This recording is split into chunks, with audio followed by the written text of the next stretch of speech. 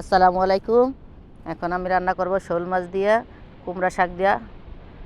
সবার পছন্দের একটা শাক, এটা আমাদের ঘরে সবার পছন্দ। এই যে পেঁয়াজটা ভেজে নিচ্ছি, দিচ্ছি 1 চামচ আদা, 1 চামচ রসুন,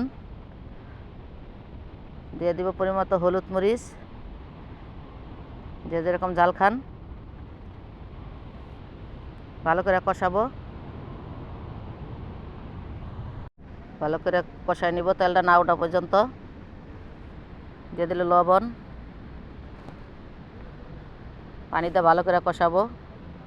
কারণ এই শাকটা রান্না করলে আমাদের ঘরে সবাই পছন্দ করে। কুমড়া শাক পছন্দ করে না এমন মানুষ খুব কম আছে। এই শোল মাছটা আগে ধুয়ে রাখছি লবণ দিয়া, এই মাছটা দিয়ে ভালো করে কষাবো। আমার মাছটা হয়ে আসছে, মাছটা উঠাই নিব।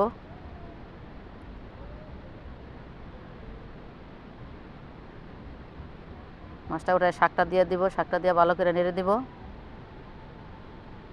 এখানে একটা কোমরের শাক, মানে একটা কোমরের বড় ডোগা। দেন কতগুলো হয়েছে, এই যে দিয়ে দিলাম আমাদের শরীয়তপুরের ঐতিহ্যবাহী শাক বাটা। কারণ এটা ছাড়া তো কল্পনা করতেই না শোল মাছ। মাছটা দিয়ে দিছি, জিরা দিয়ে দিছিলাম, একটু ধনিয়াও দিছিলাম। এই যে আমার মাছ হয়ে আসছে, লবণটা টেস্ট করে নিলাম। এভাবে রান্না করে খেয়ে দেখবেন শাক বাটা দিয়ে। আজকের মতো এখানে, আল্লাহ হাফেজ, সবাইকে ধন্যবাদ।